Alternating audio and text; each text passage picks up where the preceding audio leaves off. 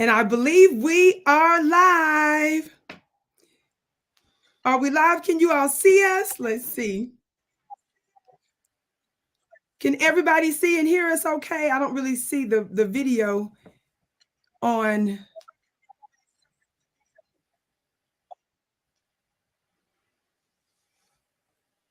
Maybe it's my phone. Grace and peace, family. Can you all see and hear me okay? I'm turning off my device and starting over. Grace and peace.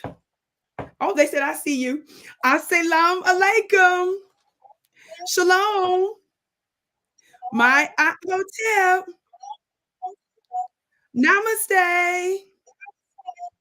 Read the land, beloved. Come on in, come on in, come on in. Y'all know what time it is. You are with your sister with the race today. And I'm so pleased to be joined by a very special guest, which we're going to be talking about here. And I'm going to introduce you to him, but some of you are already aware of who he is in just a moment, family. I have a little bit of a ritual that as you come in, please come in giving us a big thumbs up, thumbs up. Be sure to like, be sure to share. We ask that you do that because that increases the likeliness of other folks knowing that we are here. Are y'all hearing me today? And how many of you all know that we have to be strategic in how we try to overcome some of the limitations of these algorithms that tend to unfortunately block our voice? It's Talk Black to Me. Okay, I'm seeing comments where some of you all are seeing us clearly. So clearly that's my device. So like I said, let me see what I can do here. I've started it over. But family, come on in, giving us a big thumbs up on the count of 3. Are you ready? 1, 2, 3. Thumbs up. Thumbs up, thumbs up, thumbs up, thumbs up.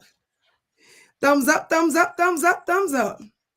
I don't even know if my notifications went out, but I am so very excited to get to where we're going today. Yay, I can see. Yay, I can see. Yay, yay, yay. Awesome, awesome. Family, I am sure you all have been seeing all that has been going on the world stage. Yes. And so I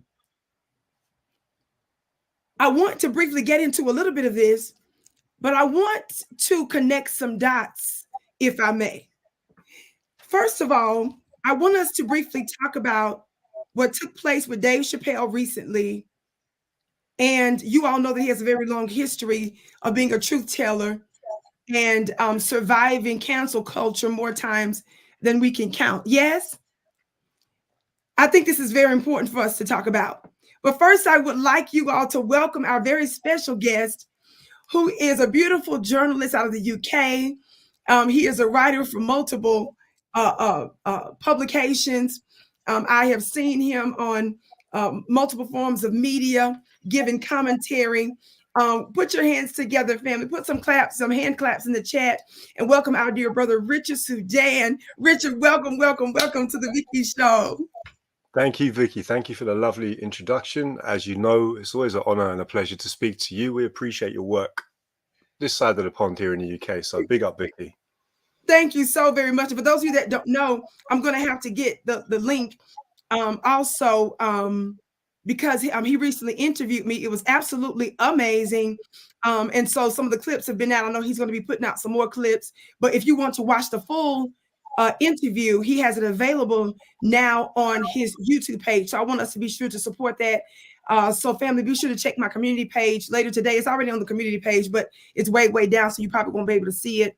But we're going to make sure that we put the link to that so that you can watch that. Yes. Everybody saying welcome, Richard. Yes, yes, yes. So family, thank you so much for giving us a big thumbs up, share, share, share. Now watch this. We're going to, I want you, Brother Richard, to give your feedback, give us your take on what recently took place with our brother Dave Chappelle. Now, let me just read a little bit of this article for background, and then I'll look for your commentary. Now, some people may or may not know you're an international writer, and you have a very unique expertise when it comes down to the Palestinian, how do I want to word this? Fight for justice, their land, and unfortunately them being colonized and imprisoned by Israel for so many decades. And of course, it's come to this point, not because of just what the media has been saying in terms of this started because Hamas's attack on the 7th. No, we know this took place. There was a ratcheting up. There were some things that were going on long before this that mainstream media didn't tell us about. Yes, mainstream media came and told us about when somebody responded to it and gave us the wrong context. But if I hadn't mistaken, isn't one of your media companies called In Context? Mm-hmm. Context is important. And that's why I have him here to help us to understand what's really going on in that region of the world. Are y'all hearing me today? Somebody was talking about Palestine and so forth and so on. I'm going to talk to you, family, a little bit about why I'm discussing this. I want my foundational Black American family here in the United States to understand really what's going on. And I'm going to really give you a heart-to-heart in just a moment. But let's get to where we're going, family. Everybody hit that thumbs up button, share. And let's listen to this. Here is the article. Family, I did not do all the fancy stuff with this stream to make it official and stuff. But here's the article from Dave Chappelle. Y'all see that headline? Dave Chappelle tackles the Israel-Hamas war on stage with mixed reaction that included early exits. Now, that's from the Los Angeles Times.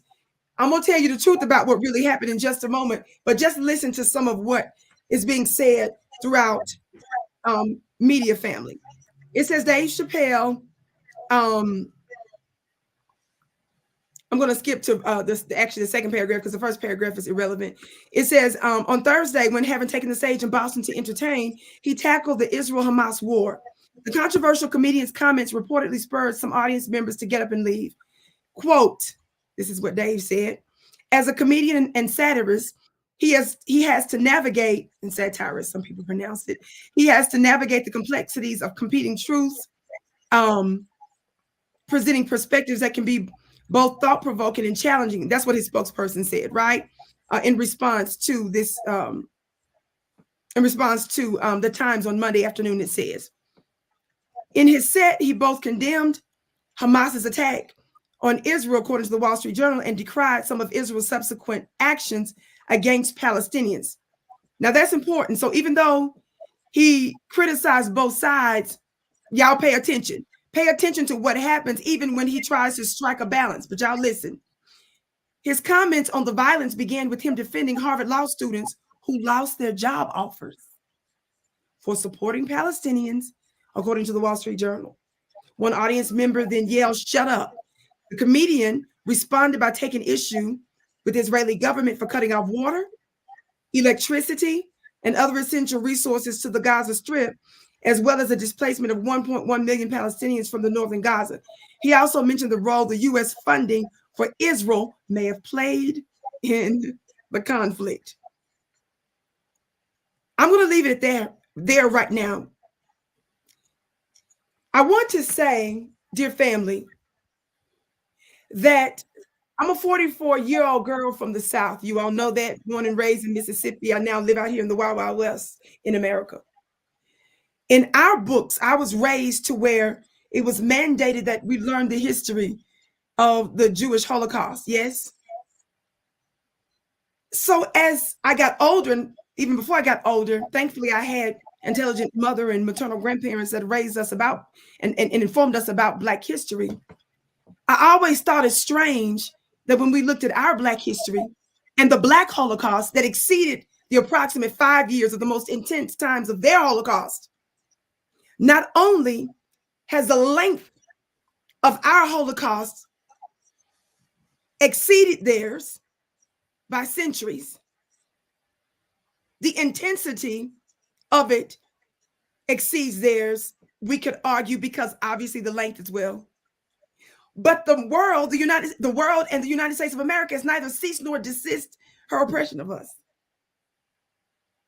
The world rallied to ensure that they got reparations. Black Americans fought in the war to free them from Hitler. So when they fix their lips to call us anti-Semitic, watch my video from yesterday. Shout out to Minister Farrakhan that is suing the ADL and that's suing several of the other ones for erroneously misusing the term anti-Semite. He's finally taken them to court. Talk black to me, somebody. Their press release talked about how they use this word as an infringement against their First Amendment rights, among other things. And they talked about how they used it in a way that has affected not only he and the Nation of Islam, but other businesses, entertainers, and other people that has substantively affected their business. We, more than anybody, understands what's going on. And let me say this, and Brother Richard, jump in here just a moment, but I got to say this because I can sense what's happening with my people, with me. Why is Vicki talking about this international stuff? This ain't our business. What's going on over there? Let me tell you something. I am not unfeeling or insensitive to the fact that some of us gives the world a bit fat middle finger because when we have evidence that they crucified us, not some Calvary over there, but the Calvaries that are in Mississippi, that are in Alabama, that are in Texas, and throughout America, nobody gave a damn. When they chopped off the phalluses of our men and raped our mothers, impregnated them, set them on crosses and crucified them and ate their body parts and fought for them, nobody cared. Right in our day, I covered stories, Brother Richard, where they're still lynching our people. In my day, in my time, just a few years ago in Chicago, BOOED out of Chicago got in trouble over technicality, the one that ran one of the police officials that ran a section of Chicago for torturing Black men there. In our day, we're not talking about some stuff way back. We see footage of them blowing off the heads of our people. Yes, we see our homelands, we see our homes, we see our votes, we see everything being taken from us. And some of our people are saying, nobody cried for us like that. Because I'm seeing global solidarity. I'm seeing voices that are using slave terms, colonization terms for the Palestinian people, and they should. But I didn't see them crying a river for us like they did for them. Why is Vicki talking about it? Number one, because I'm the original woman. Somebody say, talk black to me. What does that mean? That means that we're the original people. And so there is something about us that has the divine right to rule the world and that has a feeling and an understanding about the way in which it should go. That's number one. Number two, as the mother of civilization, I speak. But I'm coming and adding my voice to this because I want to be that Black female face, that girl from Mississippi, in solidarity with truth and justice, which simultaneously puts us on the stage that we might be remembered while we stand for some of them. Are y'all hearing me? And as I do lots and lots of independent research, family, I'm finding out that whether you know it or not, some of these folks from around the world actually have tried to stand with us, but mainstream media would never, ever let us know it. Are y'all hearing me? That's the truth. And so if you're the ones that's been forgotten the longest, family, if the world's attention is on this matter, what do we look like retreating when this is an opportunity for us not only to stand in solidarity against injustice and add our voice to it, but this is an opportunity to let them know, don't you forget us. We can say we stand with you because of what we've gone through. Talk black to me, somebody. So yes, I'm going to speak about this because the world is our business.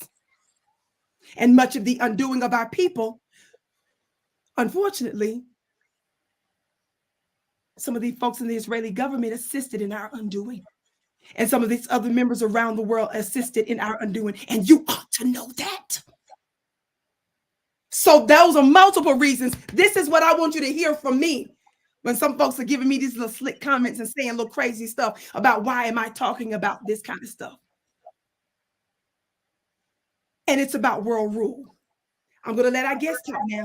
But this is exactly what I'm going to be talking about also on Sunday, November 5th, for my ancestors webinar, talking about how the Catholic Church and the Vatican stole their ritual rites and even the very geographical location on which they're situated in Italy, from ancient Black prophetesses that were known as the Sibyls.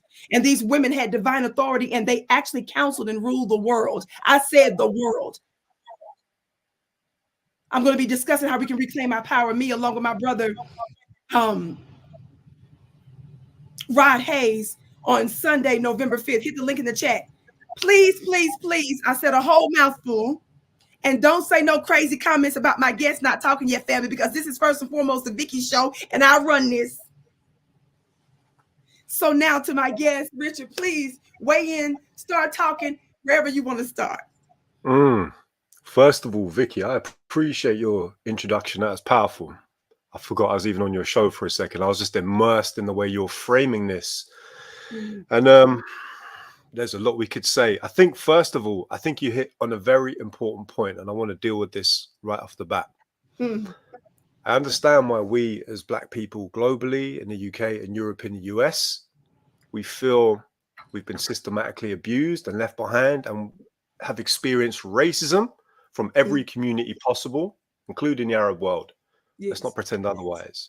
Yes. But there are many ways we're still connected to this. Come on. First of all, I think the most important thing to remember about the Palestinians, and I'm speaking from experience, from people I know, people who've got family members out there now, there is arguably more solidarity displayed by the Palestinians in Gaza than possibly any other part of the Arab world. Why is that? Well, first of all, if you do your digging, people, and you know, the American media, the UK media does its best to subvert what I'm about to tell you. But if you do some searching, you'll see all kinds of murals, all kinds of gestures to the Black Lives Matter movement, to George Floyd, and many others. There's statues of Nelson Mandela. There's all sorts of goodwill and solidarity towards the Black community in America and globally that the Palestinians have always shown. And they've shown that because, first of all, there are actually many, many links going back to Black revolutionary activism and the Palestinians. That's kind of another story. But the Palestinians were the first people, some of the first people to turn out as best they could when George Floyd was lynched in May of 2020 by Derek Chauvin and his accomplices for that white supremacist murder, which is what it was. Number two, apart from the solidarity that the Palestinians do show, and don't take my word for this, just listen to many other activists. Torrin Walker, I forget the brother's name. He's another activist in the US. Okay. But there's many that highlight this point. But also, I think this is the key thing here. What's happening in Palestine is not about religion. This is about white supremacy and colonialism. Now, all of us in the diaspora need to be concerned with bringing this wicked system to a halt, because this system is interconnected globally. We know that many US police forces go and train with the Israeli police force. Point number one. But I think, you know, this is not about religion, okay? There are millions and millions of Jewish people. And when I say Jewish people, I mean Jewish people that might identify as atheists, but they're Jewish culturally, Jewish people that are religious of different stripes. There are millions of Jewish people standing against the Israeli occupation of Palestine. In Palestine and Gaza, there are thousands of Christians too. You know, it was a Baptist church that we believe Israel allegedly bombed the other day. I say the word allegedly with a pinch of salt. You know what it is. Come on. Now, you know, Israel has no problem even targeting its own civilians when needs be to maintain the status quo. So I want you guys in America to really forget about religion. There are videos you can look up on YouTube where you can see the Jewish community and the Muslim community and the Christian community in Palestine living side by side in harmony before 1948. So what is this really? Do we really think that it's some bad luck accident that this colonial settler enterprise was formed in 1948 during the sort of kind of end game of colonialism? No, it wasn't. This was a white supremacist idea and ideology from the outset. You have the Balfour Declaration, which preceded the 1948 Nakba. And this was essentially the Bank of England and the then Home Secretary in the United Kingdom, Lord Arthur Balfour. And this is all documented. Don't take my word for it. Yes. They had plans to partition Palestine way before 1948. So this is a project of racist, white supremacist settler colonialism. It's no different from apartheid in South Africa. This is the reality, but this is why the media that essentially works for our governments, when I say our, I mean the US and the UK, they frame it as about Judaism, because colonialism and apartheid racism is a lot harder to sell. You know, this is the reality of what it is. So I think more and more people are starting to really frame it in this way. But you know, this is another point I want to make. If this entity which calls itself Israel is really a safe place for the Jews, who as a community did experience one of the greatest crimes in history. Okay, there's been many crimes. This is not oppression Olympics. Right. Why is it? Why is it that black Jews that flee Ethiopia, Eritrea, and Sudan and elsewhere, often fleeing war zones where Israeli bombs or Israel has funded the bombs or sent the bombs or whatever? Why is it when they flee to Israel seeking sanctity, they get met with anti-black racism in South Tel Aviv in the slums they are forced to live in? Why is it that half these people that all of a sudden you never saw speaking up, they're not speaking up for black Jews? Well, why is it if this is about Judaism? Could it be this is not really about religion? This is about racism and about white supremacy? Could it be? Could it be that's why the Jewish voices, the millions of them calling this out, are being stifled? Have any of you in the US heard about these millions of Jews that protest in the UK? Elsewhere in Europe? No, of course, they do not get the mic put under them. Because, of course, for most people that don't really have the time to invest in this, it's, you know, it's going to reveal what's really going on in an instant. This is not about religion.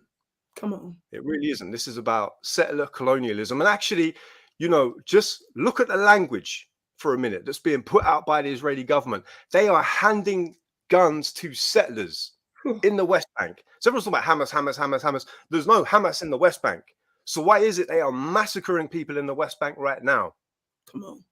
Again, I'll let your audience discern for themselves. But like, you know, this is an unprecedented time we're in when politicians are literally repeating lies to all of us. You know, that they're trying to make the case for war. And actually, Vicki, I want to make an important point here. And I'm so glad you started off with that. I don't even have the words for it. There is a global anti-black war that is reaching the apex because white supremacy is in its final, you know, this empire will die. It will be the shortest empire of all time. White supremacy is reaching the apex right now. You understand? Globally.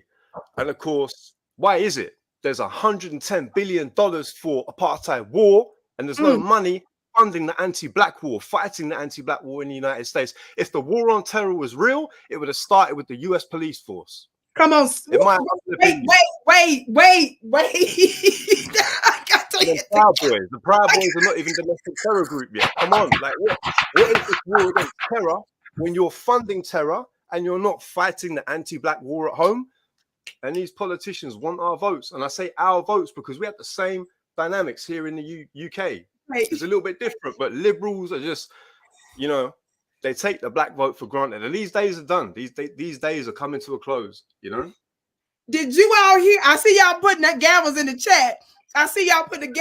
He said they would have started right here in the United States. Brother Richard, I've seen you post on Twitter folks that are that stand with us in solidarity in Palestine, images and murals of the George Floyds and so forth. So I know it's real. But again, Joy Reid on MSNBC, CNN, ABC, CBS, all of this legacy media family, they didn't show us this stuff. And I saw that from you. So I want to tell you something too. I do a lot of geopolitical coverage on African Diaspora News Channel. That's one of the networks I'm on. And one of the pieces I did, Brother Richard, we recently had here in the United States, in New York, the UN General Assembly, the 78th General Assembly, right? I watched so many of the speeches. And let me tell you something, I was extremely emotional. I was boo-hooing and crying, listening to so many of the speeches from our African brothers and sisters from around the world, some of our brothers and sisters throughout the Caribbean and some of the islands. Do you know that some of the islands reps that were coming up there, I had to look up. Wait a minute, where is that? Where is that? I've never even heard of that island before. But they were given the powers that shouldn't be, that everlasting work when they took the stage. But one of the things that I addressed in one of my pieces on African Diaspora News was one of the reps, and I could pull it up right here, but I won't play the clip. One of the diplomats, the foreign diplomats, explained when he got up there, before he went in on it, this is the foreign minister that represents Burkina Faso. Guess how he opened his speech? In addition to him shouting out some of the revolutionaries on the continent, do you know he talked about and reminded us of Martin Luther King and Malcolm X? And then later in the speech, he mentioned George Floyd. He reminded the world in the beginning of his speech that the United States of America took out and deleted their own. Did y'all hear what I said? At the UN, he opened his speech showing honor and solidarity to those of us here in the United States. And I was shook, I have to say. I want you, when you mention Hamas, in the United States, they keep talking about this as a terror organization. But foundational Black Americans know that they called our leaders.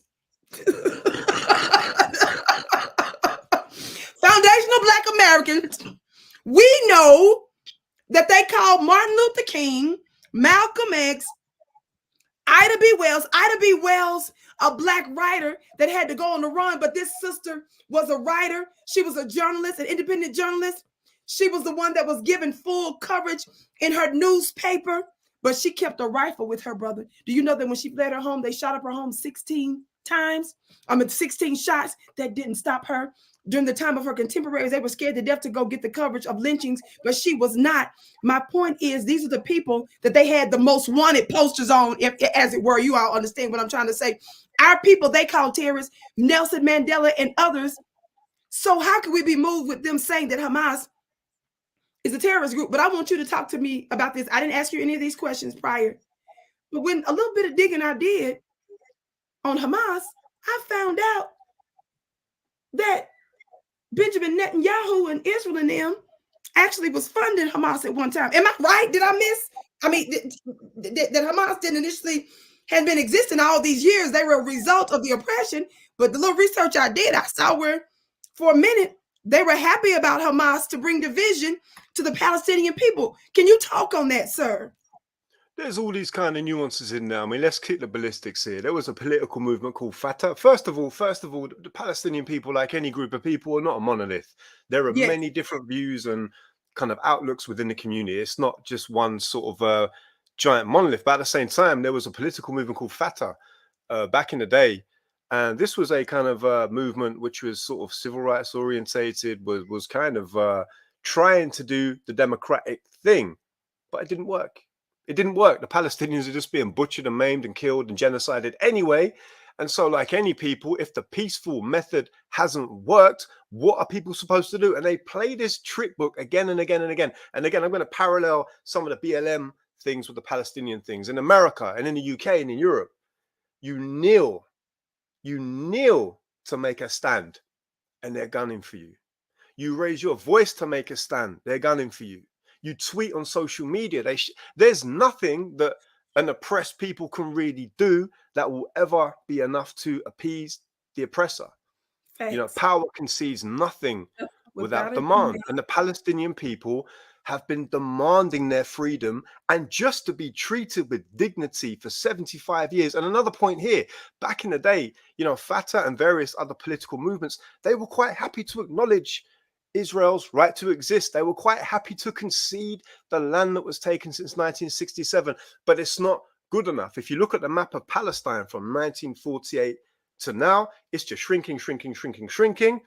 Now you have the West Bank and you have, you know, I mean, 2 point whatever million people it is in Gaza. And, you know, people call it an open air prison, but I want to shout out a journalist called Alan MacLeod, who's a great journalist here in the UK. And he made a very, very poignant point.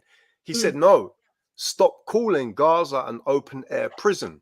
Because if you're a prisoner, there's a chance you might leave. If you're a prisoner, you'll be given water. If you're a prisoner, in theory, you'll be given food. If you're a prisoner, in theory, you'll have kind of access to information. In theory, if you're a prisoner, you have certain rights. The Palestinians cannot leave Gaza ever. As it stands, it's a prison. And what kind of human beings say that it's okay to deny 2 million people, 2.5 million people, half of them children, water, food, and electricity off the back of the Israeli government calling them cockroaches. This is a mandate for murder, and genocide is what we're seeing. And unless we all stand up and say no, this is Israel's endgame. And to be honest with you, all of us are invested in this. It's your US tax dollars, your hard-earned tax dollars are funding this madness. For how long, though? For how long? Right. Every single year, basically since their existence, and they declared them Israel family and was recognized, we have been sending them billions of dollars every year. Brother, they'll get upset if a Black American mother who's raising 3 children tries to get an increase in her welfare for $30. Right. How do we justify giving global welfare to the tune of billions of dollars every single year to Israel? Can I tell you what I found out? And please interrupt. I've been teaching my audiences for years, and I want to remind you, family, he just referenced this too. Israel trains our police here in the United States of America, members of the Mossad. I talked about that. But not only that, do you all know that some of our police officers here fly there to get training? Not only that, some of the other research I found out, family, is that the things that the United States is not able to legally do, one of the reasons we keep sending them those billions of dollars is because Israel can do the dirty work in other countries on our behalf.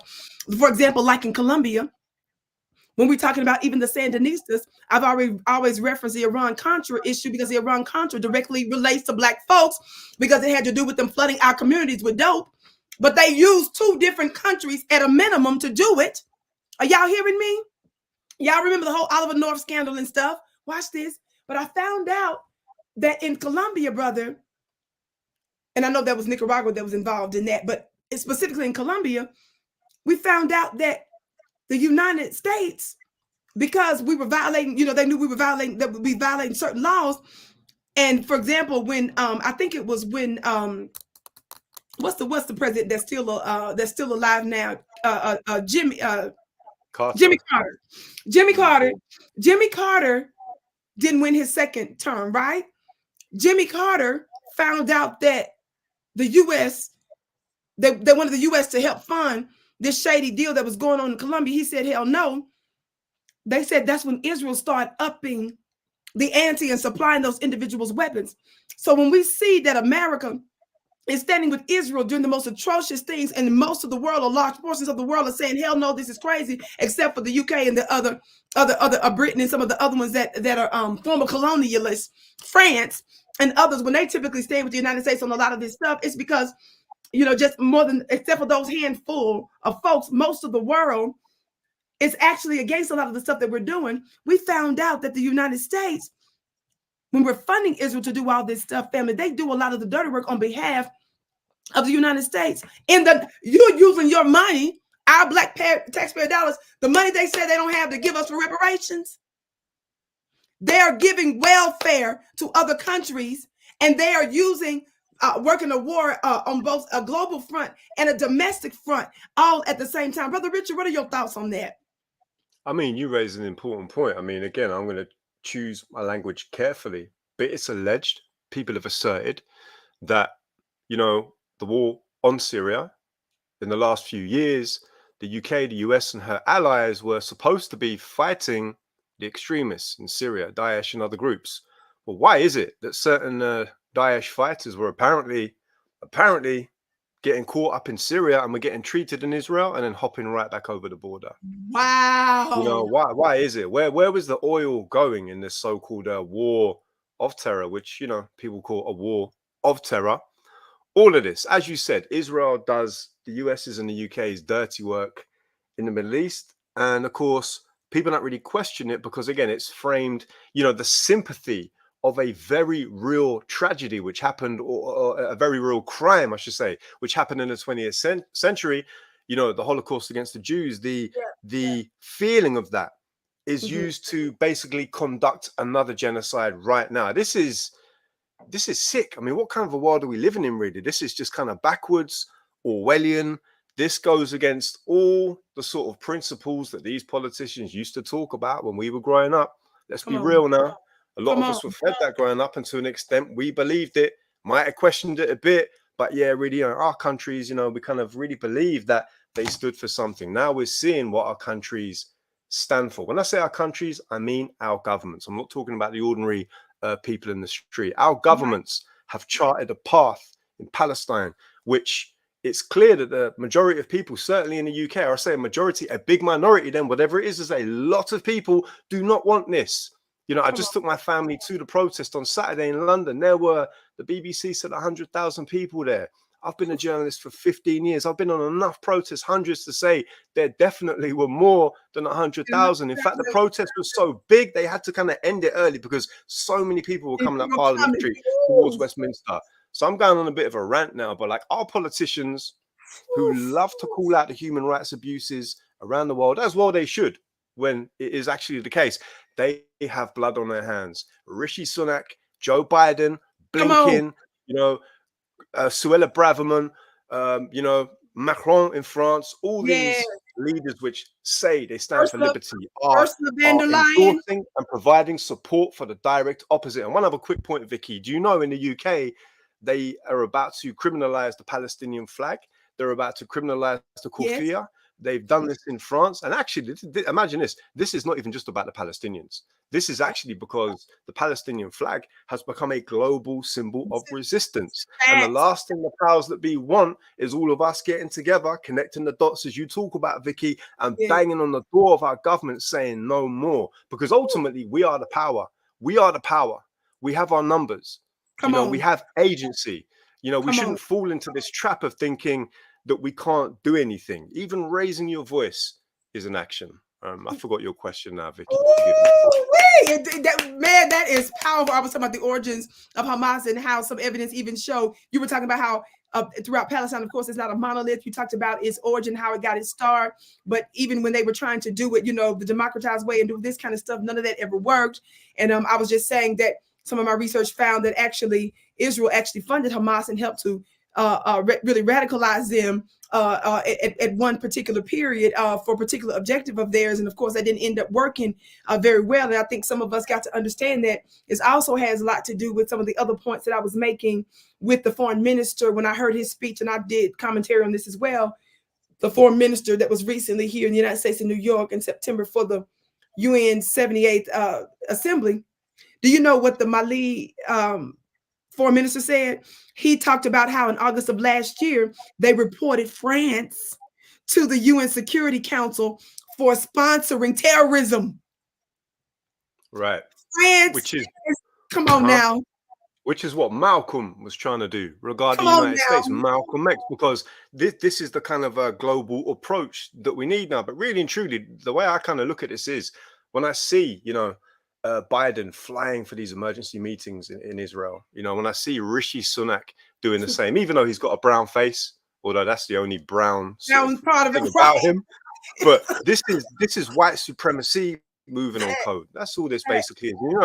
In my humble opinion, RIP, rest in power, but the late great Dr. Frances Cress Welsing, she kind of broke down the most comprehensive explanation of how this kind of global system of code moves, even if they don't have secret private meetings about it. Probably sometimes they do, but even if they don't need to have a meeting because they see the flow of traffic. They move in cohesion, and this is how we need to be thinking regarding this global system. Now, I understand, again, I want to deal a little bit with the reaction that many of us have, because I do understand it. We've just been trampled on.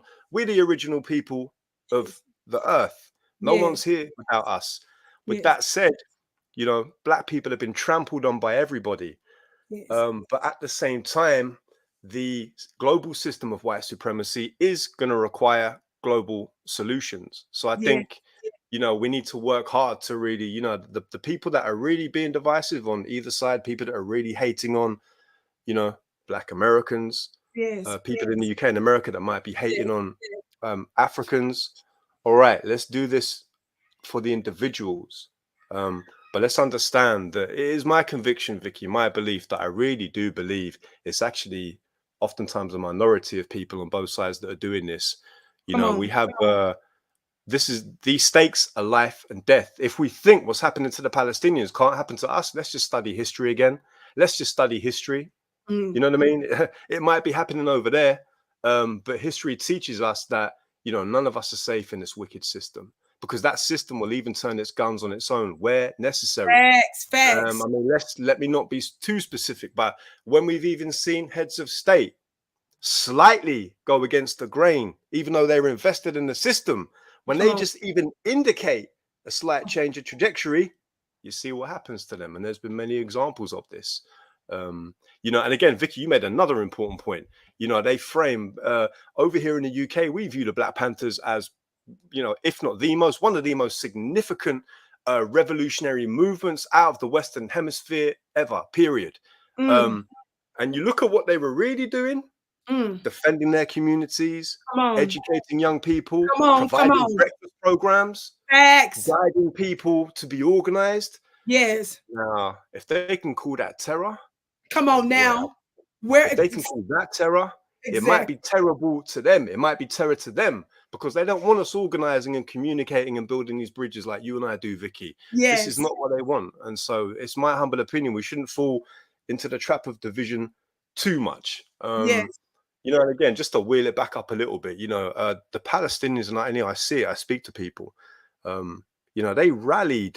You know, some of them were shot for rallying for George Floyd, you know, in various times, and yet they still rallied for not just Black people in the US, but Black people all over the world. So, I mean, for me, just on the basis that there are some allies, some very strong allies in Palestine right now, that should be enough for us to support and to raise our voices in this regard. But we're invested in this in so many ways, Vicky, so many ways. We're all connected to this. This is not some far off thing over there that, you know, isn't sort of connected to us here.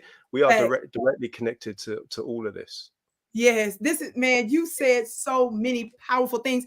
Family, for those of you that are just tuning in, my name is Vicki Dillard. You are watching me live on my channel. I know some of you say, Vicki, I see you in other places. Yes, but I'm finally giving attention to my channel here, VickiDillard.tv. Of course, you'll see me on my other platforms as well, on Twitter, on Instagram, a couple of Facebooks and wherever else, or Twitter X, I guess it's X now.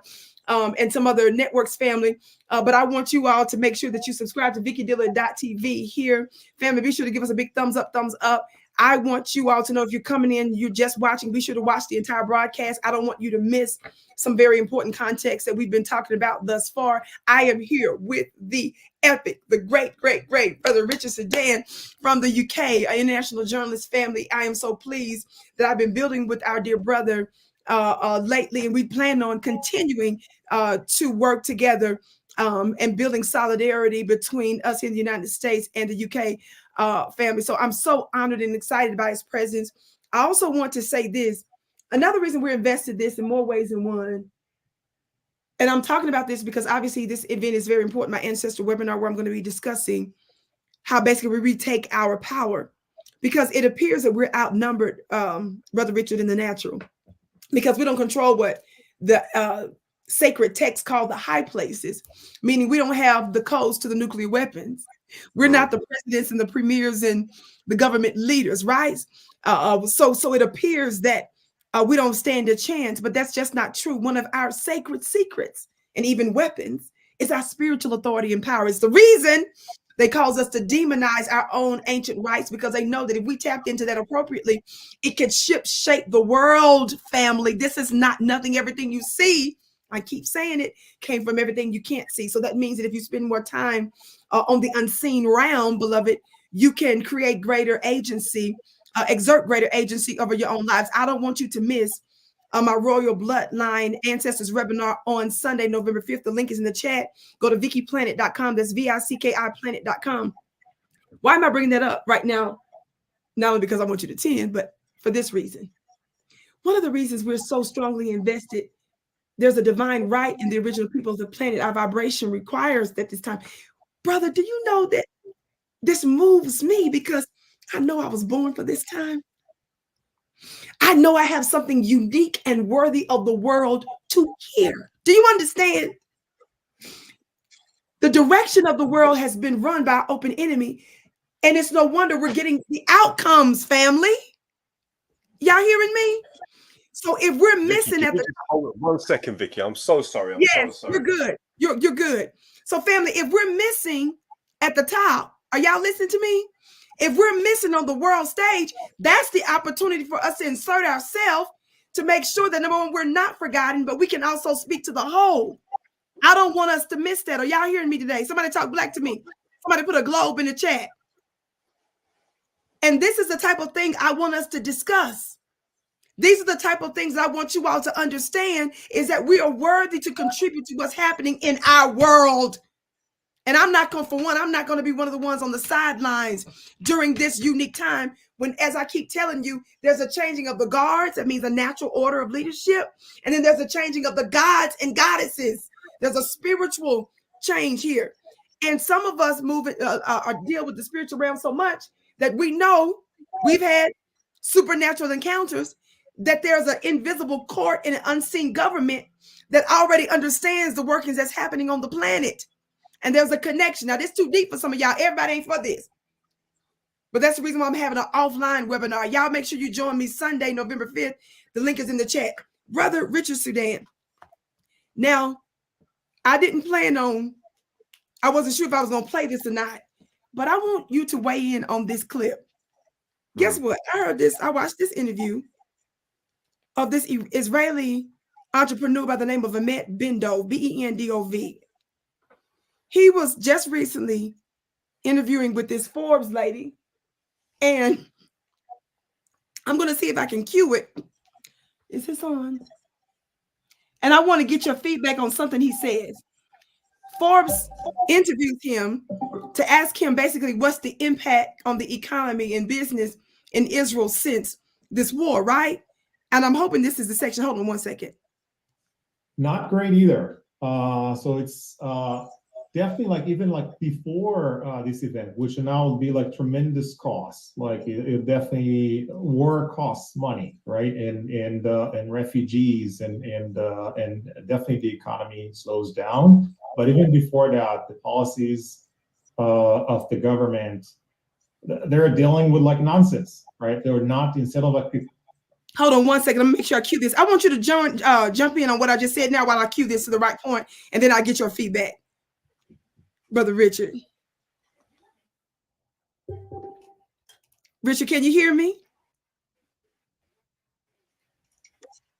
I can hear you. Can you hear me, Vicki? Yes, now I can hear you. Yes, yes, yes. I was saying I'm going to cue this to the appropriate place. While I cue this, can you please go ahead and feel free to jump in? Yeah, I mean, look, regarding the Israeli government, we're dealing with a kleptocracy right now, a kleptocracy, because if you look at the protests internally within Israel over the last couple of years, Israelis are sick to death of Benjamin Netanyahu, not for the right reasons, not because they're tired of the oppression of the Palestinians, but Netanyahu is regarded as a corrupt crook who has allegedly embezzled money, who's basically seized control of the court system to impose his will and his power. And it's a bit like the Trump thing. A lot of people think that Netanyahu is very aware of the indictments he faces, and he wants to cling to power as much for his own personal longevity as anything else. But, you know, war costs money. This war is a disaster for Israel. This war doesn't really actually benefit anybody. It's kind of ridiculous. And this is also why, there's another aspect to this, Vicki. Everyone's talking about, you talked about energy and sort of spirituality and this kind of thing. You know, Israel is not going to put boots on the ground in Gaza. I'm pretty certain of that. And they will not do this because, first of all, you know, in the early 2000s, 2006, Israel got a hiding. You know, they got battered when they tried to go on the ground on Gaza. 2014, it's happened too. Israel can't win a ground offensive with boots on the ground in Gaza. The fighters there have too much conviction. They know they're fighting a righteous war. They're not afraid to die. There's no other place for the Palestinians in Gaza to go other than to resist. Things cannot possibly get any worse than they already are. And there's something else that I wanted to mention, Vicki, which you just kind of mentioned in your preamble. You know, there was a time where, you know, Palestine and that region was actually considered Northeast Africa. Yeah, come on. It was only really the Suez Canal that the British put there that actually divided the continent of Africa from this very important place, you know, where the prophets, peace be upon them, came from. You know, we see how people look in that region now. People look very different in that region 2,000 years ago. Let's start with Jesus, peace be upon him, or Yeshua. Yes. as would have been his name back then, right? There was no J until the 16th century. Right. Jesus was a black Palestinian. He was a black man from Palestine that was lynched by the Roman Empire for banging on the system and for Come on speaking now. up for the oppressed. Jesus was a black man who was lynched for fighting oppression. You know, a lot of people have an opinion about this war, but you know, black people are the original everything, everywhere, ever. Yes, Black yes, people were the original people in Palestine. There's still black people in Palestine now. yes, So I yes. just wanted to sort of mention that because I think there's a perception around the world, especially in the Caribbean, elsewhere. We see these pictures of Jesus paraded around looking like Brad Pitt or Christian Bale, and it's Right. just not true. You just have to look in the Bible. I mean, your audience already know the evidence in the Bible, but there's not just the evidence of how Jesus looked. There's all the people that were in his lineage.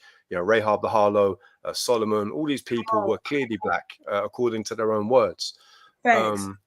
And so, you know, as much as they're trying to genocide the Palestinian people, there's a global effort, in my opinion, to you know, there's a war on black people globally, and they're trying to delete black history too. They're trying to control the narrative. It's not Florida, the Board of Education, where they're trying to say now that slavery was beneficial for some black people. They're doing the same shit, excuse my language, Vicky. They're doing the same stuff over here in the UK. They're trying to do historical revisionism here in the UK.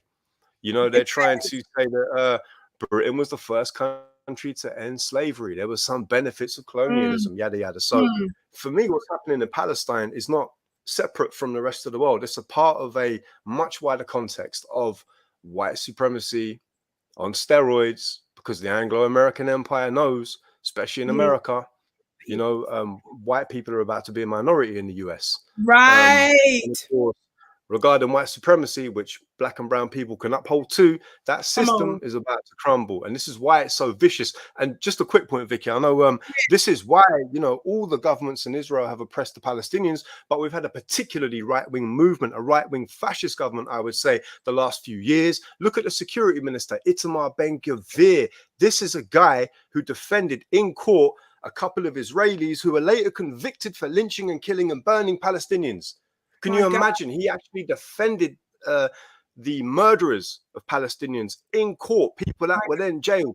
This is now the security minister in Israel. These are the people. So all the governments are oppressive, but right now you have a out of control ethno-fascist enterprise that is out of control. And actually what's happening right now is, in my humble opinion, Vicky, 46, I don't even like to call him by his name anymore. 46 flew to Israel, the president. 46, President Biden went there, and he will be saying to Israel, look, have your fun for a couple more days, but then you guys need to chill, because if you keep doing this, you're going to drag in Syria, Iran, Hezbollah, and a much wider axis that our governments can't deal with. And so white supremacy is so insane that it even goes against its own interests, if you will. You know, what Israel's doing does not even benefit Israel. But we've learned this in the past, Vicky, from history. These colonialists, they're not savvy enough to think about they're just greedy. They want more. They will never stop. And really, this is why they're putting a nail in their own coffin. And it's a bit like the Haitian Revolution. If you oppress a people with such violence for so long, you're going to get with an equal force when it comes to the eventual resistance of that. And that's what we saw in Haiti. Everyone talks about, you know, the French were massacred. First of all, the French Polish conscripts that defected to the Haitians, they were spared. So all white people were not massacred. But my point is this, you know, if you subjugate and keep your feet on the people for long enough, don't expect anything other than the force of equal measure to come back at you. Just period. That's very profound. Family, those of you just tuning in, this is Vicki Dillard. Thank you so much for tuning in to my personal channel here at VickiDillard.TV on YouTube. Family, I am with the great UK writer, journalist, and so much more, Richard Sudan. Family, we're discussing the goings on. We talked about briefly Dave Chappelle and then walking out and booing him for properly criticizing Israel. And then you got to ask yourself this. I think I found the part on this that I want you to listen to, I think. But before I do that, it makes me wonder, if we know that there's international law, family, you all know this, right, about the Geneva Convention, family. You all know that there's a such thing as rules of war. That means you don't get to just do anything that you want. That most of the global body have agreed to a certain set of ways that you conduct yourself. And it's clear that one of the things that's a violation of international law, family, is you cannot target disproportionately, in particular and intentionally, the civilians. That's what's being done. Did you all hear our brother talk earlier that half the population in Palestine are children? What kind of a people? Number one, I don't know. This is how my mind works. It tells me the type of oppressor you are, Brother Richard, in my mind, if you even have the power to shut off my water, electricity, internet, and stop me from getting food. That tells you everything you need to know. If in one moment they control the territory so much so that at a drop of a dime, they can stop you from getting water, food, and electricity. Family, think about that. And if they're doing the stuff that they claim they're doing, just like initially when those 500 folks were murdered in that hospital, the Israeli government came out. Initially, one of the advisors, I think, to the Israeli government came out bragging about it on Twitter, on X. When he saw the international response to it, then he deleted the tweet. And you can correct me if you know anything about that, what I'm referring to right now, Brother Richard. But he ended up deleting the tweet. Israel ended up saying, no, it was Hamas that did it. It was this one that did it. It was that. Well, the evidence is coming out where it's looking more and more like Israel is lying, because Israel has a track record, we know for sure, of lying about previous things that they've done. But watch this. I mean, go ahead, jump in. A couple of points on this, if I can. First of all, they said they're going to bomb the hospital, then they bombed it. People literally tweeted this out. The government literally said we're going to bomb the hospital. The IDF put all these tweets out. They've deleted. But even if, all right, even if it turns out it was a dud missile from Hamas, and by the way, I personally don't believe that. What are we really saying? All right, sorry, Israel, you bombed 15 hospitals and not 16. My bad. So much better that you bombed 15 and not 16. What are we really talking about here? You know, this is something else I want to bring up. There's a journalist called Shireen Abu Akleh who was killed last year by Israel. This is an Al Jazeera. She's an American Palestinian, by the way. This is a US citizen. They lied about her, right? They lied about it, right? They said we didn't kill her. It was a Hamas bullet. Yada yada, Palestinian resistance bullet. And lo and behold, it came out, as we all knew, that it was an Israeli sniper, and Israel quietly admitted it months later or a year later or wherever it was. So really and truly, it's not like you know, these people do not deserve our good, you know, they don't deserve us to take them seriously. You know, they've lost credibility.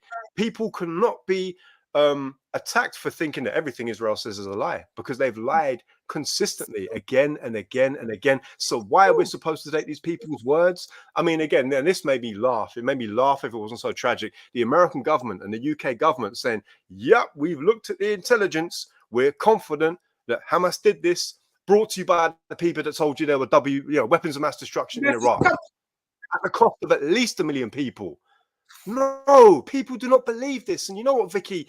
Like, the younger generations are not buying this anymore. They're not even that clever and sophisticated with their lying. They're just brazenly lying to our faces in the face of all the contrary evidence. And why is that? Because they've been doing it for so long.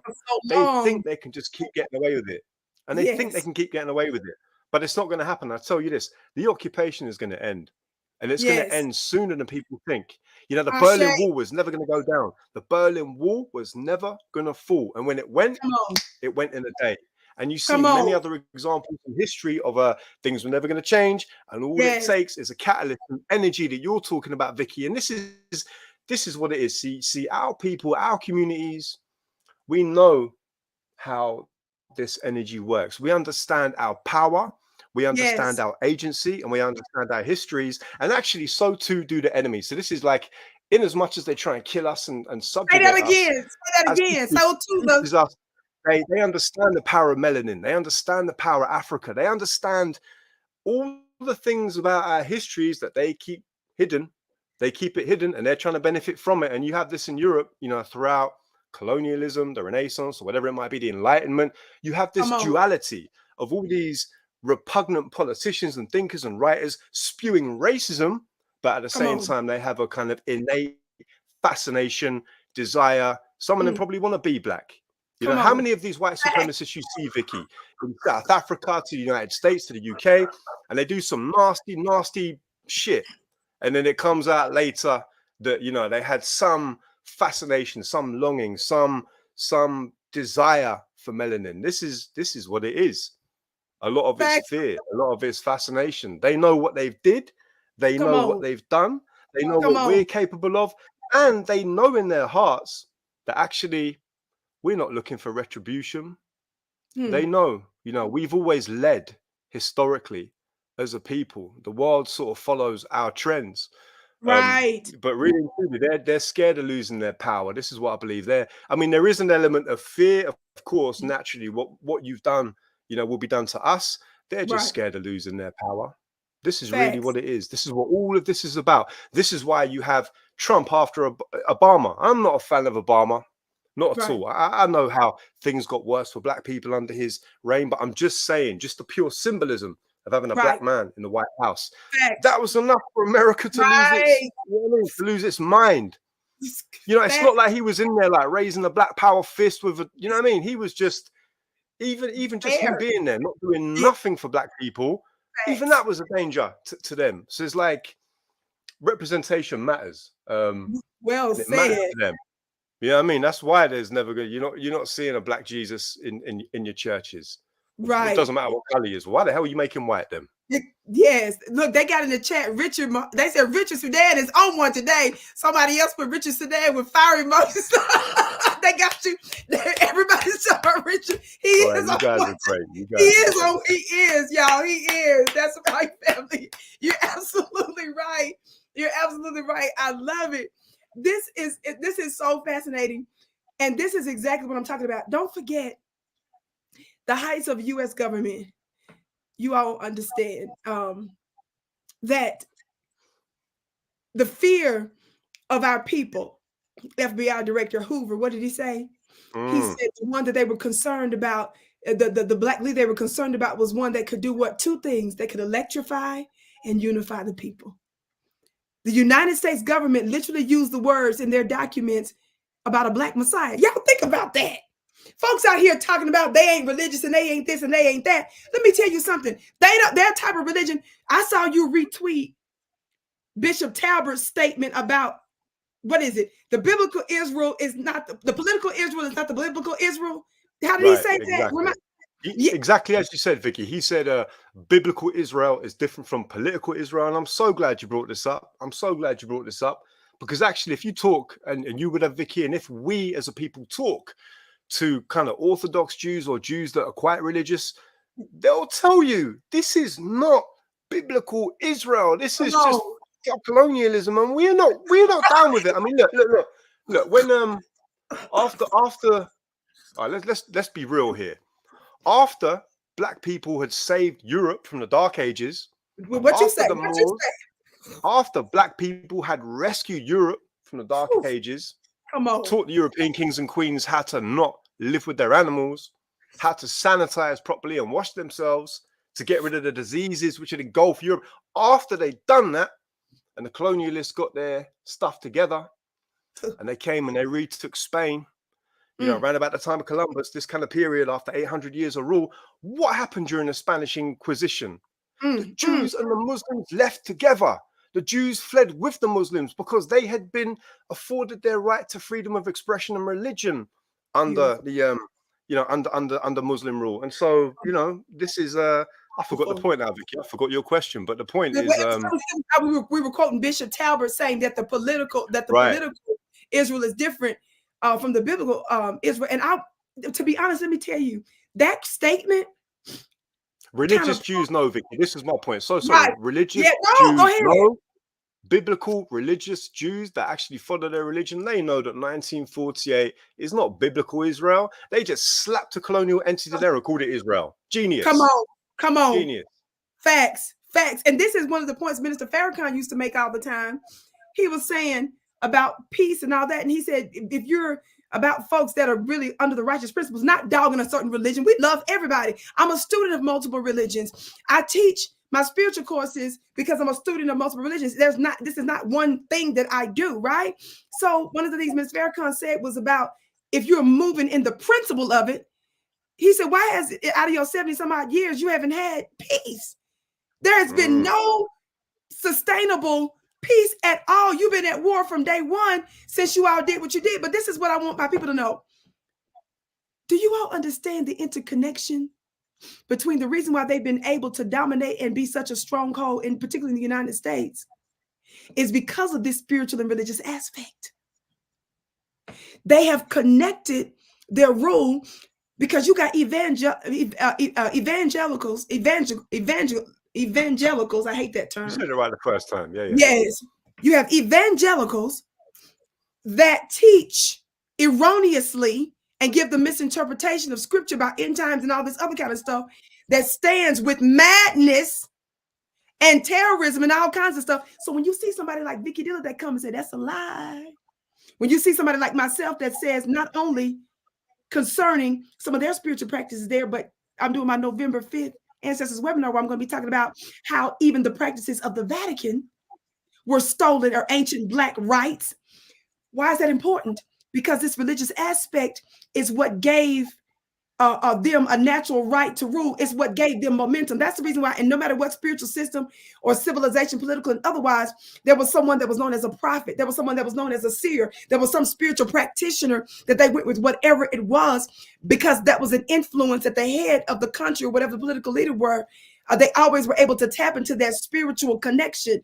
I'm trying to tell you that that's our secret to overcoming this. When we tap into our supernatural powers, that is the thing that's going to set us apart more than anything else when it comes down to this new world rule. And that's you and I, beloved. I want you to listen to this. And don't forget, Brother Richard, I'm sure you remember this. Remember Pat Robertson before he died? He ran for president here in the United States, but he owned a very large a very large Christian television station where he used it to pump politics, and he called for the open murder of Muammar Gaddafi, the open assassination of him and others. He's the one that used his voice, he and other preachers and pastors and evangelists, because I was taught this when I was in the Baptist church about Haiti being cursed. These are the people that tell us that they made a pact with the devil, and then because they made a pact with the devil got them free. That's what Pat Robertson literally said openly, and I played that clip over and over again, and that's what got the people, he said, of Haiti free. And my point is this: if y'all believe that as true Christian dogma, right? Y'all believe that they really made a pact with the devil, because that's what we call any ancient Black practices demonic, right? And the devil got them free. What kind of religion are you practicing if you got to go to the devil to get you free? If you got an evangelical out there saying that they made a pact with the devil to get free, and they didn't just beat the brakes off France, they beat the brakes off of multiple European countries. Listen. What does that tell you? They don't want you to practice your ancient Black rights, because they know that if you move into that power, that's the very advantage. That's going to be the super to your supernatural that's going to help you to overthrow the powers that shouldn't be. These are the things I'm talking to you about on November 5th. Hit that link at VickiPlanet.com. Brother Richard, listen to this. I think this is the part. It's a great question. I think that's what's tragic about this flow, because a lot of people in Israel, not everybody, and a lot of people on the Palestinian side just want to live their lives, get prosperity, the economy. There's so much potential. The Gaza Strip could have been like Singapore, right? It's on the beautiful Mediterranean. It could be like a tourism, like a lot of technology collaboration. What Hamas... I want y'all to listen. I have to get your response to this, Brother Richard. Just for the record, this is a Forbes interview with Israeli entrepreneur Amit Ben-Dov. He's discussing the Israel-Hamas war, but he's saying something that I haven't heard in mainstream media. But listen to what he says. He said, did you hear what he said the first few minutes ago? That what the Gaza Strip could have been? Hold on. I interrupted it because the next part he's going to say is interesting to me. Inside, just want to live their lives, get prosperity, the economy. There's so much potential. The Gaza Strip could have been like Singapore, right? It's on the beautiful Mediterranean. It could be like a tourism, like a lot of technology collaboration. What Hamas did this week is trying to murder the hope, because this was like in a week, just a week prior, like Israel opened more working permits, like more funding to do all the things that which you would think that a rational organization, doesn't matter, maybe like, ideologically they're extreme fundamentalists, but there is pragmatism and responsibility for your people. They launched this attack, which now will bring more devastation and unfortunately, a lot of the kibbutzes, which is like the villages across the border, were some of the most liberal people that are employing people from Gaza, and that's what they shot. They were trying to shoot the hopes for peace. There's like, although I can't prove it, but we're on the verge of signing a U.S. brokered accord with Saudi Arabia, right? Which would like transform the region in a way that would bring a lot more prosperity to Palestinians, to Israelis, to people like across the Middle East. Mm-hmm. And Hamas, possibly with backing of Iran and Hezbollah, just there was like too much for them to bear, and they chose to bring devastation. Like, did you hear him say earlier that they basically either got some permits not too long ago before this attack, he says, and they basically could make that into like a Singapore, a tourism place. There was some tech hub stuff that he talked about that was getting ready to take place. He's a businessman, an international businessman. This is why Forbes is interviewing him out of Israel. I was shocked to hear him say, now I'm not shocked to know that other people may want to take over that land, but when he's specifically giving detailed information about business ventures, I mean, Brother Richard, weigh in. I mean, I haven't heard anybody in mainstream media talk about that, but I just happened to come across it. And I'm like, let me listen to this business interview. And I was like, what? I mean, listen to what they're saying. These people are telling us who they are. Everything could be wonderful in Gaza if we just kill all the cockroaches out there and just put some skyscrapers, some fucking casinos, some hotels. Just get rid of these pesky brown Palestinian people. Everything could be just fine. I've heard some horse shit in my time, Vicky, but even that surprises me. I had not heard that. I mean, the other thing he was saying is everything was fine and rosy up until Hamas came and ruined everyone's sort of harmony. It's fucking, excuse my language. I'm so sorry. On October the 7th. Like, everything was all jiggy until October the 7th, yeah?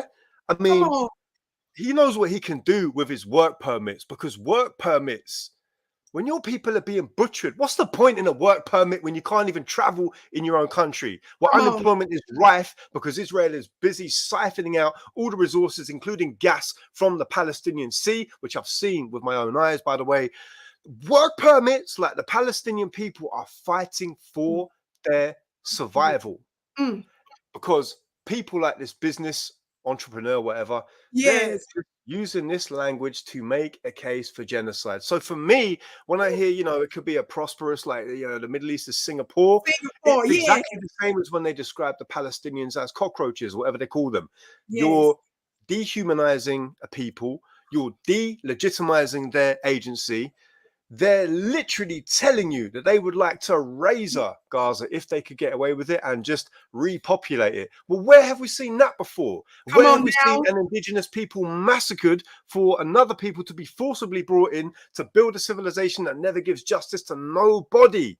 Not even its own citizens, by the way. I mean, this is one of the tricks, isn't it, of white supremacy? It's incredible that poor white people without a to piss in America could somehow feel invested with a system which never gave a damn about them either. It's because white supremacy is what? What is it our brother Tariq tells us all the time? White supremacy is a religion. Come on now. And these people are deluded, and really and truly, it's a global religion. And these people are trying to, plant seeds in the minds of people, because language is powerful. The reason we call it spelling, because when you use language like music, you're creating an energy, a vibration that does what? Reverberates. So using the kind of language to soften people's sort of sensibilities to what's coming next or what they would like to do next. Facts. I mean, this is incredible. You're talking literally I think 700 people were killed in the last 24 hours. 700 people. I 2,000 innocent come little on. babies have been killed for the crime of being Palestinian, and they've died before they even knew they were Palestinian. Ooh, How my about God. that? My God. You My know, God. like, and the people, you know, the other point I want to just make here, Vicky, everyone's talking about Hamas. You know, Hamas would not exist if it were not for the occupation. And people Facts. want to separate. People want to separate. And this is, I'm really glad you raised that. People want to separate Hamas for the Palestinian people, or the media and the politicians are trying to do that. And why am I making that point? What are they trying to do now? They're trying to say that Hamas is the same as Daesh. That Hamas is the same as ISIS. I mean, when you really want to look at the wholesale butcher of innocent people over a prolonged period of time, who's the real terrorist? Come on now. Is it Come on an now. organization that only got wings because Come on. democracy was allowed and subverted in Palestine? Or is Facts. it the occupier? I'll let your Facts. audience come to that conclusion. And, you know, it shouldn't really surprise us, Vicky, that your government, my government, have sent mercenaries, Come armies on. around the world to undermine any attempt at democracy in so many countries. So Latin America, many. in Africa, wherever. So is it any surprise that they would really try to? They're scared of democracy in Palestine. They're scared of democracy in the Middle East. And in fact, you mentioned Muammar Gaddafi, Yes. and he was a hugely important figure. You know, he was an Arab that apologized for the Arab slave trade, which Come was a on very now. important gesture. He identified as African and Arab. He He was did. leading one of the most developed countries in Africa. He Facts. funded and supported revolutionary movements around the world. They don't want self-determination. They don't even want self-determination in America and in the Facts. UK. Let's be real. I mean, someone made a joke during the last election. They said, you know, there was the whole did Biden win, did Trump win? Someone wrote, America's really good at choosing leaders in other countries, just not in its own country. Wow. And actually, you know, we see, and I'm not making an anti-American point here, I'm making an anti-American government point. I view my own government with the exact same disdain that I view yours, because they're one and the same, the Anglo-American Empire. And so imagine if we don't even want democracy or freedom or self-determination for people in our own countries, what the hell do we imagine the agenda is abroad? Facts. These Say that terms, again. human rights, Say that democracy, the again. rule of law. And one more point, and I'll shut up after this, Vicky, I promise. Good. They're trying to frame this now as good versus evil, light versus darkness. Again, this feeds into the kind of the misrepresentation that Israel is some biblical, divine sort of thing chosen by God, as if God was like, who said this the other day? I can't remember. But someone said as if God was an estate agent, just able to hand over one person's country to another. You know, we're just being lied to. We're being lied to. And I've seen some stuff in my time, but when Joe Biden repeated the lie, and it was a lie, that Hamas have beheaded all these babies, and even when the White House issued a statement saying, yeah, actually, we didn't see the evidence, CNN was still running it. Wow. And think of family, I don't want them to miss what you're saying here. What we're trying to get you to see just recently, some of you may remember this, the president of the United States, just a few days ago, y'all came out and claimed that he saw evidence of Hamas having decapitated the heads of Israeli babies. Watch this. This is the president of the United States, Joe Biden. Found out that was a big fat lie. They called themselves trying to retract it. But of course, y'all know what happens when the lie is already out there to the masses. By the time you try to reel it in, and they didn't go out of their way to really make it a big deal when they did claim that they were redacting what he said. Like he said, even when he did that, CNN was still out there, still perpetuating that lie. So family, what conclusion are we supposed to come to in our day, not many years ago, as Brother Richard reminded us, they lied to us about Iraq, y'all. They went to the UN, told us about weapons of mass. We found out that was a big fat lie. Joe Biden just lied from the bully pulpit. But we're going to sit here and take the word. And then I saw where Israel came out with all this paperwork talking about they saw instructions for some either nuclear weapon or something that they found in the pockets of soldiers, deceased Palestinian soldiers and stuff, Hamas soldiers, I guess. They found instructions for the weapons. Then come to find out some agencies have been saying, man, that's a lie. That wasn't even what happened. It was the funniest thing about that, Vicky? It'd be funny if it wasn't tragic. I mean, it's been fully debunked. People can go and check it out themselves. But the most hilarious thing, if you will, about that, and I'll tell you what it reminded me of in a minute. Like, it was written like on English there. Right. They wrote it, Now, yeah, I mean, English. I mean, I'm not saying. I'll just leave that there. It was written in English, you know, big laminated piece of card, like we're dummies in school. Do you get what I'm saying? And do you know what that reminded me of? You know what that reminded me of? Not to get too deep, but we know what it is.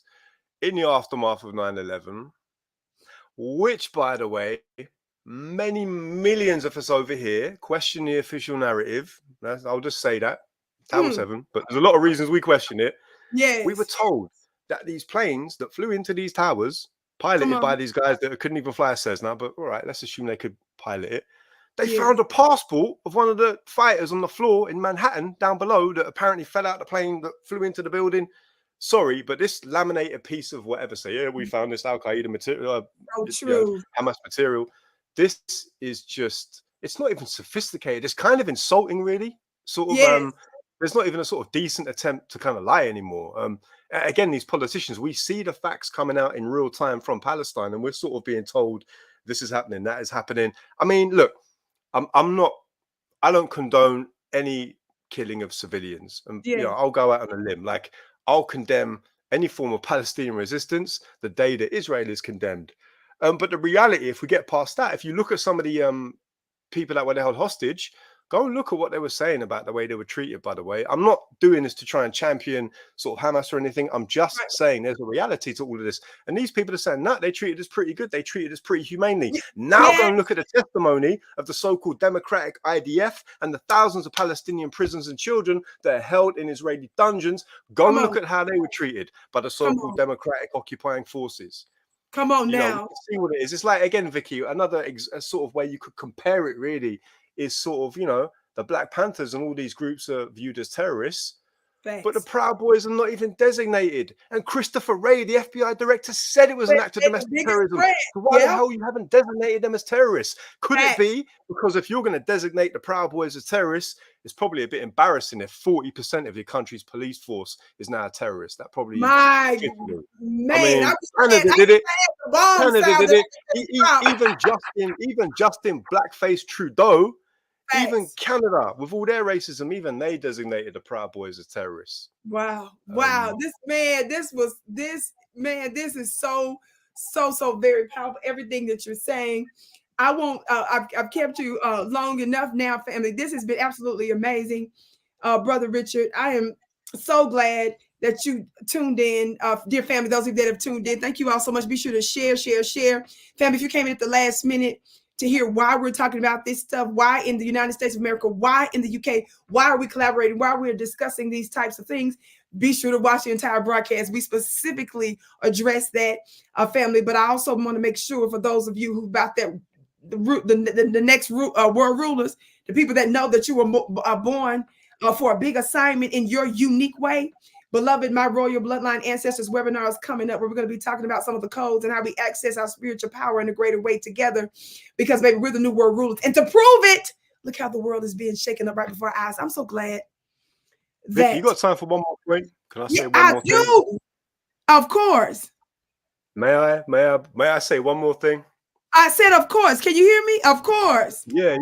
I think it's very interesting because I've been watching Joe Biden carefully, as you all have.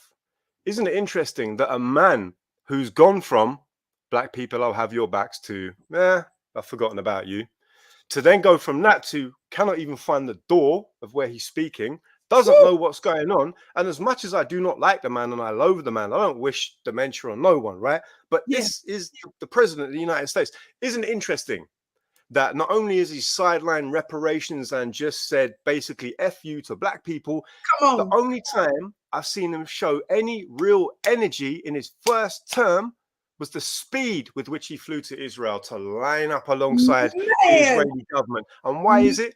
Birds of a feather flock together. White supremacy moves on code. That's not an anti-white people point. We're talking about a system.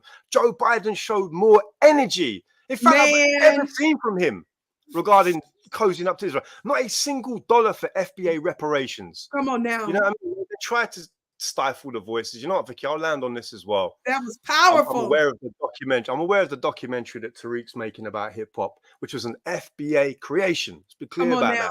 Other people can contribute, okay, to the tree branches, but the root is the root. And I'm glad that documentary is being made because, you know, like voices of resistance are under attack right now. Yes. And I am a student and a beneficiary of hip hop. Hip hop taught me more about the world than probably I learned in school in many ways. Some of you will understand where I'm coming from. You know, a beautiful art form that was built from the rubble, literally went global and created an art form that at its very best can inform, educate, and inspire people and offer a vision for change. And that's why right now, the origins of hip hop are under attack.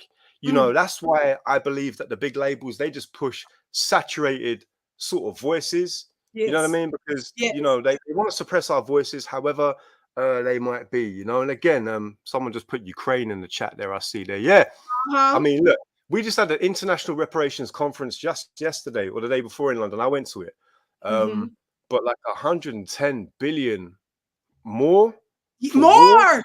$110,000 million. Come on now. Like, come on, this is just they got money for apartheid. And by the way, just on the point of apartheid, because I know in some ways your media is even more messed up than mine, Vicky. Human Rights Watch, Amnesty International, and Bet Selem, which is an Israeli human rights organization, as well as the United Nations chief. Come on. Everybody describes what's happening in Palestine as apartheid. Come on, everybody. Apartheid is one of the most vicious, virulent forms of white supremacy. Facts. And this is what's happening right now. Exactly. It's not about religion. This is about plain old colonialism. And also, just on this point, quick, Vicky, and I'll shut up again in a second, right? Even if it was about religion, you don't have to. I mean, let's talk about the Kingdom of Saudi Arabia. Do you think Muslims, decent-minded Muslims, are sort of like lining up to applaud that country with the human rights abuses they do? No. So even if it was all about Judaism, which it isn't, even then, there's the morally right position to take. And that's why millions and millions of Jews around the world are saying, no, it's not about religion, because that's why Black Jews get persecuted when they flee to Israel. And by the way, you know, there's tribes, I believe, in West Africa, or I forget the name of the country, that can trace their lineage back to the original tribe of Judah. Come on now. Proof, scientific. So why are people not speaking about the Black Jews if it's about religion? That's right. That's right. Religion. This is about white supremacy. You see any of these people? Somebody tell me in the chat, you ever see these people speak up for the plight of the Black Jews in South Tel Aviv, being murdered, beaten, and worse? No, this is just plain old white supremacy. We should call it what it is. That is so good, which is why I keep saying we got to understand how they lace religion and spirituality in justifying oppression. Do you all understand that? It's like white Jesus. Calling it about religion now is like the white Jesus card. Exactly. And then they're telling us in America that it's about Muslims and this kind of stuff. But that's why we're telling you, y'all, that it wasn't mosque that Israel is in trouble for blowing up right now. It's a bunch of churches. Do you all know that the ancient Orthodox church in that region of the East came out with official statement condemning them blowing up one of the oldest Orthodox churches out there, family, where people took refuge? Do you all understand that's why some folks in America quietly sitting there tripping, because they're like, wait a minute, this was a Christian church. This was that tells you everything you need to know. Talk black to me, somebody, that this is not about that. They trick you into believing. They try to trick us into believing, right? That this is about religion so that we can stay on these different sides and entirely miss the point. But let me say this too, and we'll go. This is the reason why it's so important to support folks like Richard and folks like the Vicki Show, with your watching, with your reposting, with you tuning in. And I'm going to say yes, even with your financial support. I started the broadcast talking about how I've been demonetized, how they've been censoring me long before COVID and other kind of stuff because of our righteous stance. Watch this. But family, it's up to us. When you're in a war, I keep saying this, do not expect the opposition to keep your war chest fat. They're not going to make sure you're good in war. That's on us to do. And we're seeing, though, with those that have come out to tell the truth with large platforms on this, I have been seeing very large platforms be demonetized. I have been seeing them lose. One guy, I heard him come out say that this was his primary source, the people that's bringing you the truth. This is the reason why mainstream media, family, this is the reason why legacy media mock us. That's the reason why they join in when they claim, oh, we're censoring folks online because of misinformation. No, they're doing that because the numbers show Whenever they get ready to do the demographics and ratings, they're showing that more and more people are listening to voices like ours, and they're losing their place in the world. And every time CNN or one of the others try to get online to do what we do, they fail miserably. And I'm specifically talking about their streaming service, which they spent millions of dollars and had to shut down in 5 minutes. Look that up. So you've got to understand, family, that this is the reason why I keep saying that not only is business warfare, but also media is warfare. And it's important that you support these types of voices, because do you all know the reason why mainstream media is even sort of kind of a little bit, just a little bit halfway, kind of sort of dropping one little dab of truth in here and there? It's because of the pressure of the ground, of the grassroots. It's the pressure of the masses of the people like you and I. Are y'all hearing me? That's hearing these traces of truth here and there that challenges this lie. Do you understand? It's what I call your modern false prophets. It has to be spoken out into the atmosphere first. And that's what shapes societies. They create this environment first before they get ready to go to war and do certain things. So that's very important. Be sure to support. Brother Richard, please let us know your last words before we get ready to get out of here now. You know, you just reminded me that, you know, new black media is winning globally. And I'm so glad I'm linked up with you guys over there, you know, in the US. And actually, you know, this is the reason why Roland Martin, bless him, who's never ever going to get a job in the White House ever. You know what? He's still kind of embarrassing. Like, as much as I don't like him, it's kind of embarrassing. I mean, even I know that. I'm not even over there. He's never going to get a job in the White House. They just laugh at him. It's kind of really sad. You know what I mean? But you know, ultimately, as much as they're losing, you know, we know they're watching us. It's the reason why fools like him. I think I tweeted him once. Like, I told him, I said, all right. You hate Vicki. I understand why. You hate Tariq. I understand why. Debate me on reparations. I'm from the UK. It should be like work for you. And I'll happily debate him on reparations any day of the week, because these people are losing relevance by the day. You know, like young people, especially on TikTok, they're literally, you know, they're getting the news and they're just like replying to it and putting their own take on it immediately. So these people are losing relevance by the day. New black media is gaining relevance and traction by the day. And I'm actually looking forward to the future. You know what I mean? When I can take my kids to the Museum of White Supremacy, when it's finally done, when we've finally got our kind of reparatory justice, when it's never going to be perfect, but we can finally step into a new world. You know, I'm here for it. And this is what all of this is about. And I'll land on this, Vicki, and I'll land on this. Yes. The world is changing. You know, new economies are rising up that are no longer under the control of colonialism. We're seeing it around the world. We're seeing countries that have been under the thumb of oppression for hundreds of years say no more, more. From Mali to Burkina Faso to Haiti to everywhere. People are rising up. It's a matter of time before we step into a different world. And, you know, these people are losing relevance. Our time is now. You know what I mean? Our time. You know, Africa, the African diaspora has been in a dark age for a while now. You know, we had our golden age. We had the dark age, which was recently. You know, I think we're going to see a world within the next few decades where, you know, we can finally see some semblance of equality.